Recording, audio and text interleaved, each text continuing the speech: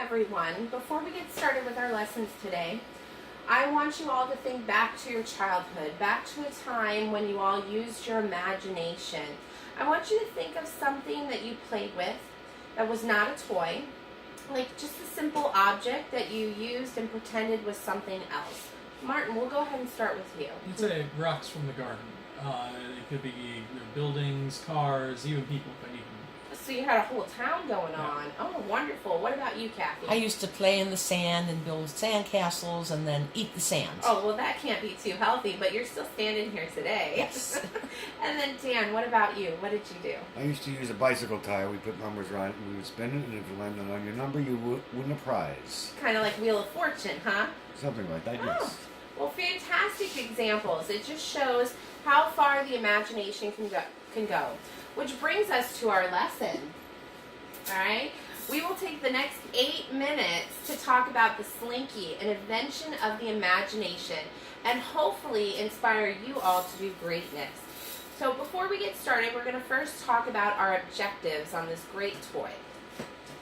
So once we're done with our lesson, you all will be able to identify the inspiration, creation, commercial history, awards, and honors of the Slinky. We're going to then have a fun activity. We're going to do a quick review, and we'll have a brief debrief at the end of our lesson. So what question do you all have for me about the objectives today? No questions. No questions? All right, so let's jump right into the inspiration of the Slinky. We've got a few bullets on the board.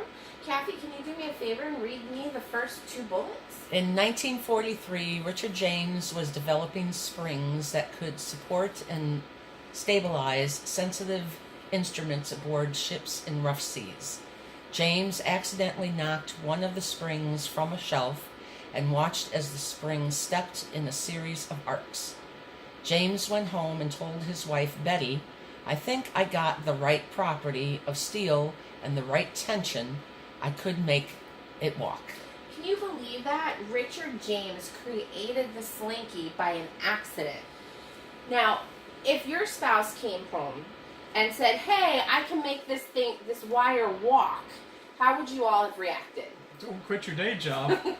What about you, I would Kathy? have told him he was crazy. Crazy. Oh, absolutely crazy. Absolutely. Betty was not on board at first. So, Martin, can you do me a favor and read for me the next 2 bullets? Betty was dubious at first, but changed her mind after the toy was fine-tuned and neighborhood children expressed an excited interest in it. Betty dubbed the toy Slinky, meaning sleek and graceful, after finding the word in a dictionary and deciding that the word aptly described the sound of a metal spring expanding and collapsing. Thank you so much. So as you all can see, Betty was not on board at first, but she did quickly change her mind, and she was the one that actually named the Slinky, meaning sleek and graceful. So if you all had the chance to name the Slinky, how would you have named it? Martin? Bouncy metal or something. Bouncy metal. What about you, Kathy? Springy thingy. Springy thingy. And what about you, Dan? I have no idea what I would call it. No? I think I would have called it like wiggly wire because it wiggles when it walks. Well, now that we've actually named the Slinky, we're actually going to talk about the creation of the Slinky. So, Dan, can you do me a favor? There's 3 bullet points. Can you read those for me? Yes. With a $500 loan, the couple formed James Industries, had 400 Slinky units made by a local machine shop, hand-wrapped each in yellow paper and priced them at $1 a piece. They had difficulty selling Slinky to the toy stores, but in November of 1945, they were granted permission to set up an inclined plane in a toy section of Kimball's department store in Philadelphia to demonstrate the toy. Slinky was a hit, and the first 400 units were sold within 90 minutes. Thank goodness for gimbals. Go ahead. In 1946, Slinky was introduced at the American Toy Fair. Yes, Richard James only sold it for $1. It's hard to believe because we can't find it at that price anymore. They had a rough start, but with determination, Slinky is now one of America's most popular child toy. And the reason for this popularity is due to advertisements. So, which brings us to our next slide.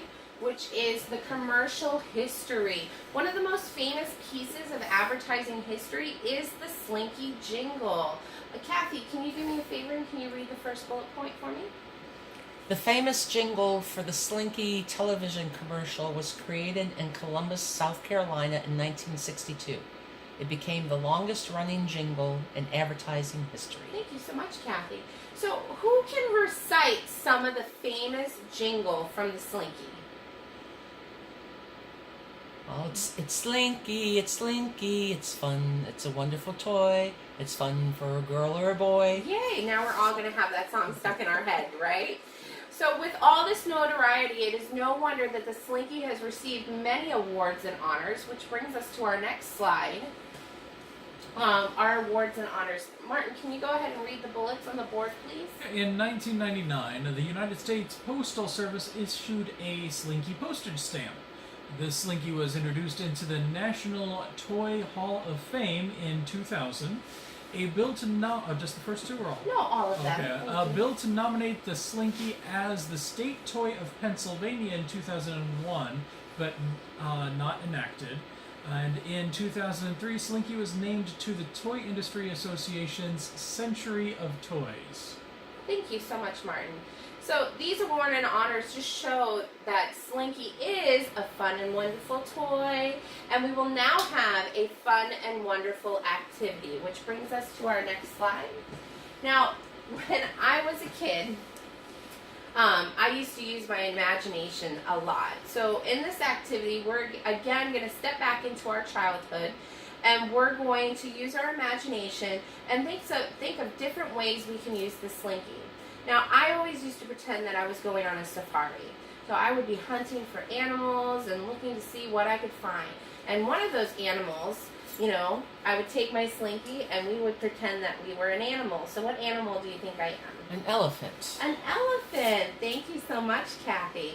So for this activity, I'm going to go ahead and give you all just a few seconds to think of other ways that you can use the Slinky. And when you're ready, go ahead and raise your hand. Okay. Oh, Martin, you're already ready. Yeah, Come on up. All right, go ahead and demonstrate to us how you would use your Slinky. Well, when I was a kid, I wasn't allowed to have weapon toys, so I would say nunchucks. Nunchucks. Oh, my goodness. Oh, Ooh, little tangle. I see why you weren't allowed to have those kinds of toys. Nope. Who else could think of a different way to use the Slinky? Oh, Dan, come on up. Come show us. How would you use your Slinky? Well, I always thought when we were little, they were like quarters. Quarters. I'm a rich man now. Woohoo! Show my friends. Spending your money. Yes. I love it. I love it. And Kathy, did you think of one? Yeah, I used it the traditional way and lived in a 2-story house and had 2 of them going down in a race downstairs. I love it. I love it. These are great uses of the imagination. So now that we've actually learned a little bit about the Slinky, we've gotten the chance to play around with the Slinky, we're going to do a quick review of what we learned today. So on our next slide, we have some review questions. The first one is, in 1943, who accidentally was inspired to create the Slinky? Richard James. Richard James, good job. Let's see. Yep, that's correct. Now remember, Betty was not on board at first, so Betty dubbed the toy Slinky. What was the meaning of that word? I know. Sleek and graceful. Sleek and graceful. Good job, Kathy. And then how much was the Slinky first priced at, everyone? $1. $1. On November 1945, what department store in Philadelphia sold 400 units in 90 minutes? Ooh, Dan, you're ready to go. I believe it was Gimbals. Gimbals, that's correct. And last but not least, what award did the Slinky receive in 2000? The National Toy Hall of Fame. Yes, good job. Give yourself a round of applause. Good job, everyone. So now that we went ahead and talked about the Slinky, we're going to have a quick debrief. So our objectives today were to talk about the inspiration, creation, commercial history, awards, and honors of the Slinky. Do you all feel that we've accomplished that today? Yeah. Yes. Yay! All right, so what questions do you all have for me about the Slinky? Nothing. No. Nothing? No. All right. So as we can see throughout this lesson, Slinkies have really made an impact in American history. I know that I have been inspired by their story. And I want each one of you to share with me how this lesson has made an impact on you. Go ahead, Martin. I knew nothing of the history. For me, they've just always been around. So. Oh, and what about you, Kathy? Well, I didn't know that it was put into the National Toy Hall of Fame. That's a great honor. And what about you, Dan? How did it impact you? I had no idea about the history of it and all the accidental finding of it. Exactly. So I want to thank you all for sharing how it impacted you today. And it just goes to show you that an accident and a little imagination can really inspire yourself as well as others to do greatness. And to end this, I'm going to end it on one of the most famous jingles of commercial history. Go ahead and play that for you guys.